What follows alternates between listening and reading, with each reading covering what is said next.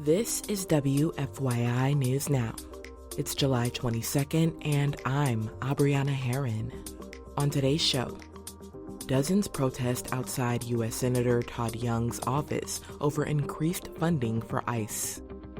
A judge's ruling around concerns that Union Schools Corporation couldn't open for classes next month.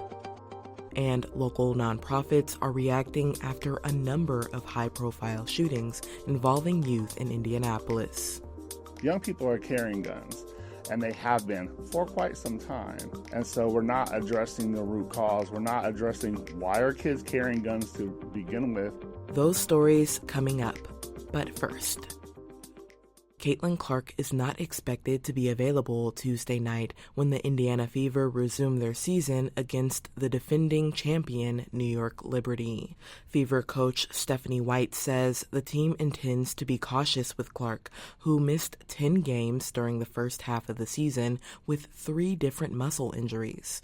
Clark missed Indiana's final game before the All-Star break with an injured right groin and pulled out of Friday night's three-point contest as well as Saturday night's All-Star game.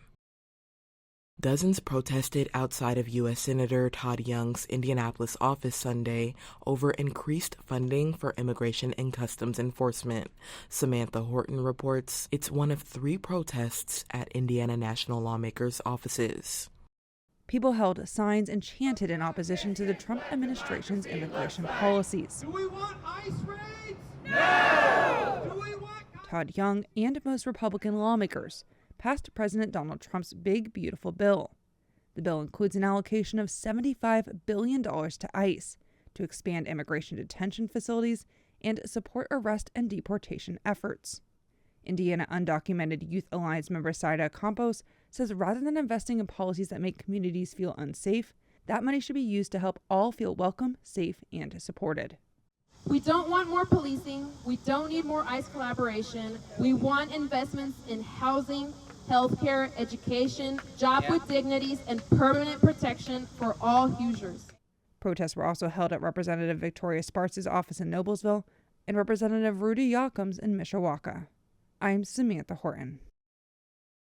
A law dissolving Union Schools Corporation in 2027 sparked fears the district couldn't open for classes next month, but a judge has ruled otherwise. Rachel Fredette reports on what happens next at the rural district in East Central Indiana. Union Schools filed a lawsuit in May that seeks to block the district's dissolution. District officials also argued that the decision signed into law by Governor Mike Braun stops them from operating for the upcoming school year. A Randall Superior Court judge says Union can operate for the next 2 years. Galen Mast is Union superintendent. He says the law is poorly written, but ultimately thinks it shouldn't exist at all. You know, if they can do this to us, they can do this to any school in any municipality. Mast says Union intends to fight until the dissolution is upended. I'm Rachel Fredette. And for our final story today, many youth-focused nonprofits in Indianapolis are reacting to the recent uptick in gun violence incidents, including a mass shooting over the 4th of July weekend.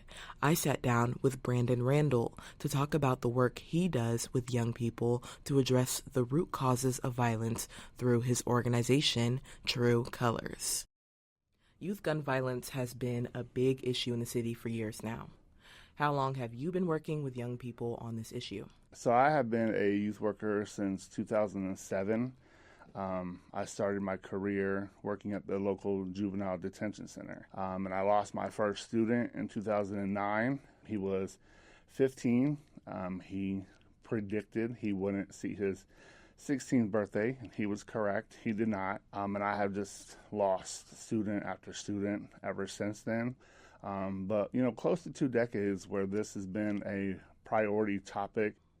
And so a number of high-profile gun deaths among young people have occurred recently. Police and city response was quick, but it didn't resonate with everyone. How do you feel about the response? So I have been pretty consistent in trying to get this city to prioritize young people for a long time. when they started the gun violence reduction strategies and a lot of the work that OPHS is doing, it's 18 to 35. That's their focus. However, I think in order to be a little bit more preventative, we have to focus on young people because whether folks in leadership positions understand it or not, young people are carrying guns, and they have been for quite some time. And so we're not addressing the root cause. We're not addressing why are kids carrying guns to begin with, and what are we going to replace them with if we're telling them to put them down. As you work alongside youth often, how are they feeling about the gun violence happening in the city? They're desensitized. When you talk to these young people, they have lost so many people that it's like routine and it's normalized. If these kids have normalized death and violence, how do we shift that and normalize hope and peace? And there's not enough people who are collectively doing that. How impactful do you believe that 2-hour curfew change for minors will be on youth violence in the city? So I think that if there's going to be any impact, I think that they're going to, tout that as a success. But even what we just saw this past weekend, while there was less incidents downtown on the circle, there were several incidents around the city. And so that's the nature of kind of these surface level responses. They don't prevent crime, they just displace it.